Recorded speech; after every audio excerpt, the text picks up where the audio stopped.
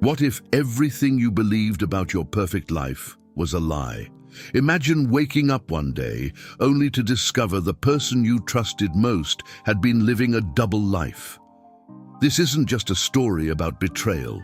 It's about resilience, reinvention, and the shocking twists that no one saw coming. In this tale, we'll dive deep into the unraveling of a picture-perfect marriage, the unexpected discovery that changed everything, and the ultimate journey toward justice and renewal. But fair warning, this isn't your typical heartbreak story. It's a gripping exploration of how one man took control of his life after his world fell apart. Stay tuned, because this roller coaster is just getting started.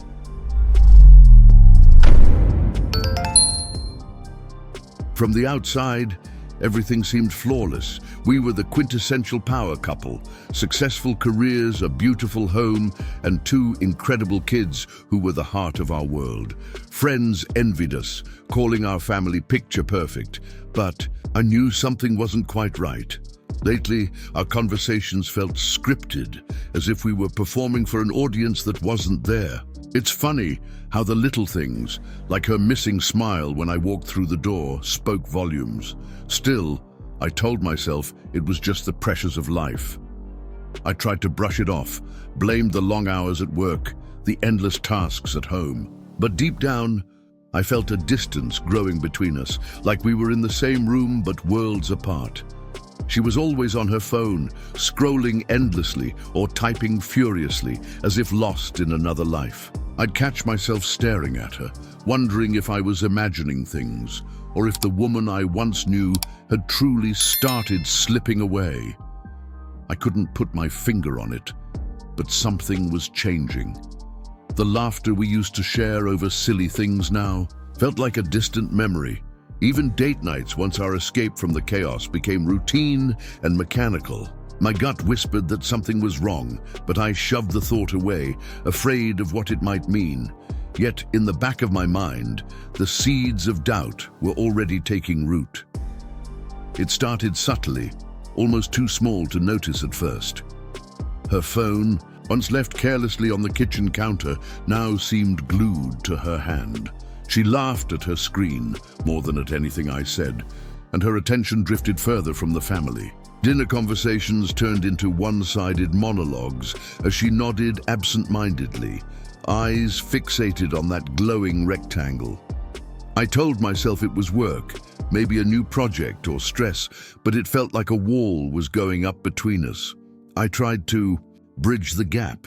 Planned a surprise weekend trip, just the two of us, hoping to rekindle what we once had. But even then, her attention was elsewhere. She'd step away to take urgent calls or sit scrolling while I watched the sunset alone. It was heartbreaking to feel invisible in a relationship I thought was unshakable. I couldn't shake the growing ache that something or someone was pulling her away. As the days passed, her once bright energy seemed to shift into something guarded, almost secretive. She wasn't just distant, she was withdrawn, leaving me in the shadows of her world. I wanted to believe it was just a phase, that we'd bounce back like we always did. But part of me knew this was different. And with each passing day, the cracks in our relationship deepened, hinting at something I wasn't ready to face. One lazy afternoon, while tidying up, I stumbled upon an old iPad we hadn't used in years. It was tucked away in a drawer, gathering dust like a forgotten relic of simpler times. Curious, I powered it up, not expecting much, maybe some old photos or a to-do list. But what greeted me was far more sinister, a stream of messages, her name, his name, Juan. My heart sank before I even read the words, as if my instincts already knew what my eyes were about to see. The conversations were brief at first, almost innocent, catching up on old times, reminiscing about mutual friends. But there was an undertone I couldn't ignore, like a faint shadow creeping across a sunny day. Inside jokes I didn't understand, comments about how she missed the good old days. My chest tightened with each message, my mind racing to Connect dots I wasn't ready to see. I could feel the walls closing in, my world tilting on its axis. I wanted to stop reading, to put the iPad back and pretend I hadn't seen anything, but I couldn't. I scrolled further, diving deeper into a rabbit hole I couldn't unsee. Each message, no matter how small, was a crack in the facade of our life together. And though the words weren't overtly damning, they were enough to make me question everything I thought I knew about us. The air in the room felt heavier now, thick with the weight of a truth I wasn't ready to confront. The days that followed were a blur of quiet observation and agonizing suspicion. I couldn't confront her, not yet. Instead, I watched from the sidelines, silently piecing together the fragments of their conversations. The messages on the iPad continued, each one more revealing than the last. Their exchanges grew more personal, more intimate, painting a picture I desperately didn't want to see. They didn't just talk about shared memories. They spoke about him being a source of comfort, someone who understood her better. Each new notification felt like a stab to my chest. I found myself checking obsessively, caught in a cycle of pain and disbelief. She mentioned me too, only it wasn't the version of me I recognized. I was distracted, too focused on work, and unaware of her needs.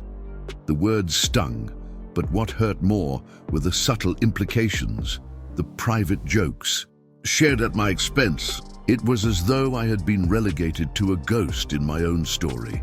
And then it crossed a line. The undertones turned into whispers, and the whispers became blatant insinuations. Their words danced around desires, teetering dangerously close to something unspoken but understood. It was no longer just friendly banter, it was a betrayal unfolding before my eyes. I realized then that this wasn't just in my head, it was real. And it was only a matter of time before I would have to act. Once the initial shock wore off, I knew I couldn't go into this blindly. Confronting her without a plan would only lead to chaos, and I needed to protect myself and our kids. The first step was to gather everything, the messages, the dates, the times. I made screenshots, saved them to a secure folder, and even printed copies for backup. Each piece of evidence felt like a tiny shield, something to guard me against. The storm I knew was coming. Next, I sought legal advice. Sitting across from a lawyer felt surreal, like admitting the marriage I had fought to preserve was now a battlefield. We discussed my rights, the implications of infidelity, and how to secure a fair separation. The lawyer advised me to focus on custody arrangements and finances, ensuring my kids would have the stability they deserved. I walked out of that office with a game plan, but my heart was heavier than ever. Behind the scenes, I began untangling our lives. Bank accounts, joint expenses, the home we'd built together, all of it needed careful handling. I created a separate account, started tracking every detail, and planned for the inevitable. It felt cold, calculated, but necessary. Deep down, I still hoped there might be an explanation, a chance to fix things. But as I prepared for the confrontation, I couldn't ignore the growing certainty that this chapter of my life was coming to an end. The moment arrived faster than I'd expected. A quiet tip-off, a message left carelessly open on her phone, revealed the details I needed: a hotel, a room number, and the undeniable confirmation that tonight they'd meet. My hands trembled as I parked outside, my mind racing with 100 scenarios. Would she deny it? Would one be there? I didn't know, but I had the evidence, and more importantly, I had the resolve. This wasn't just about me anymore. It was about reclaiming my life. Walking into that lobby felt like stepping into a storm. Every step toward the elevator tightened the knot in my chest, but I refused to turn back. When I reached the door, I paused, steadying my breath. Then, with a calmness I didn't know I possessed, I knocked. The seconds stretched endlessly before the door creaked open, her face frozen in a mixture of shock and guilt. Juan, standing awkwardly in the background, looked more like a ghost than a Man, I didn't yell, I didn't rage. Instead, I laid the evidence on the table, literally and figuratively. The screenshots, the messages, everything. My voice was steady, but every word was laced with the weight of betrayal. I know, I said simply, letting the silence fill the space between us. Her excuses, her stammers, meant nothing. I walked out of that room with my head high, leaving her to face the wreckage she'd created. And though the confrontation was over, I knew the real battle had only just begun. The house felt emptier after she left, but not in the way I expected. It wasn't the absence of her presence. It was the quiet confusion that lingered in the air, especially for the kids. They asked questions I wasn't ready to answer. Why Mommy wasn't home, why she only visited on certain days. I tried to keep my explanations simple, shielding them from the storm brewing behind closed doors. But their innocent eyes saw more than I realized, and that broke me. Her visits were strained, almost formal. She'd come to see the kids, but there was an unspoken barrier between us now. She'd try to act normal, even cheerful, but the guilt lingered like an uninvited guest. I kept my interactions polite but distant, focusing on maintaining a sense of normalcy for the kids. It wasn't easy. Every glance, every shared memory felt tainted, yet I couldn't let my emotions unravel in front of them. In time, a routine developed, but the cracks in our family unit were impossible to ignore. The kids began noticing the tension, the way their mother and I avoided eye contact.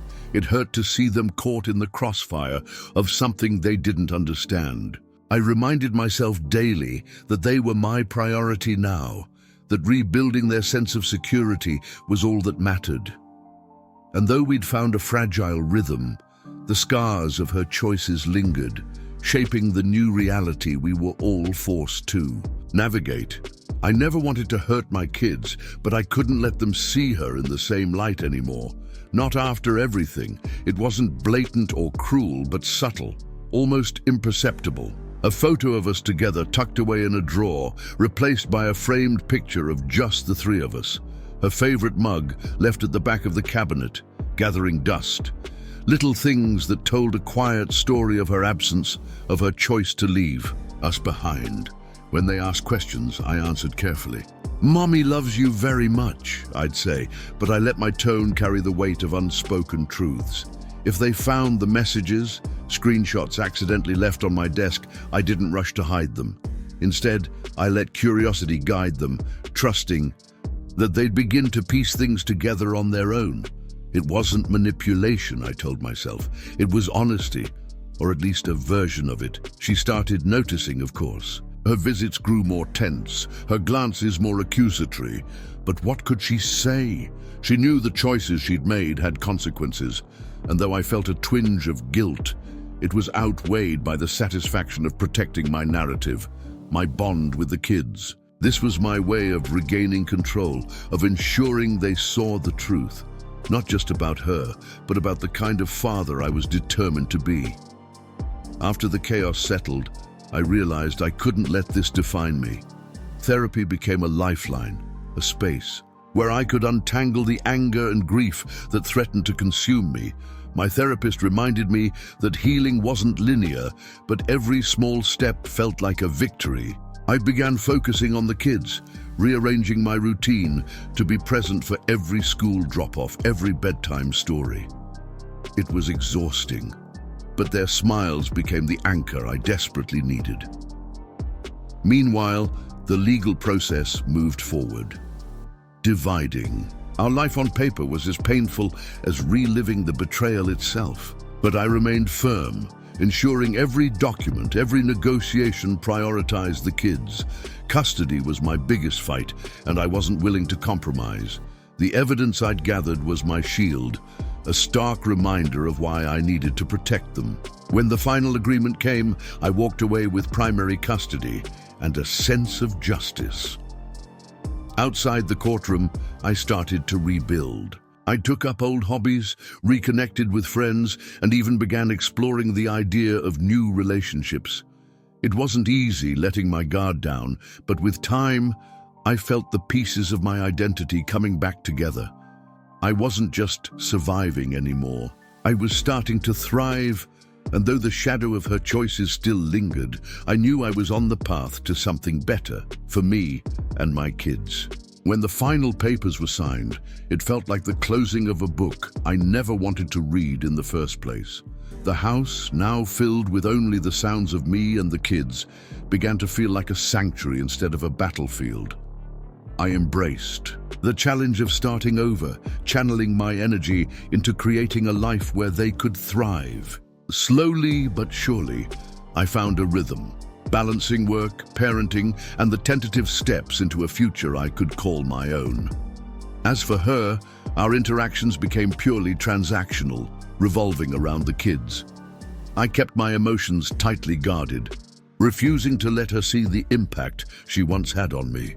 She'd try to bring up the past occasionally, but I'd steer the conversation back to logistics. It wasn't about revenge anymore.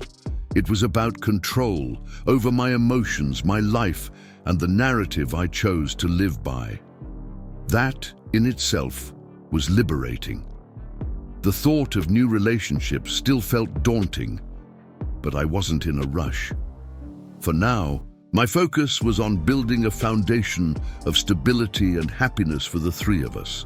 I knew the scars would always remain, but they were a reminder of my strength, not my weakness. With every passing day, I grew more confident that this wasn't just the end of a chapter. It was the beginning of a story worth telling. Keep watching our stories by clicking on one of the videos that appear on the screen. And don't forget to subscribe to the channel and turn on notifications to be alerted about new videos. See you next time.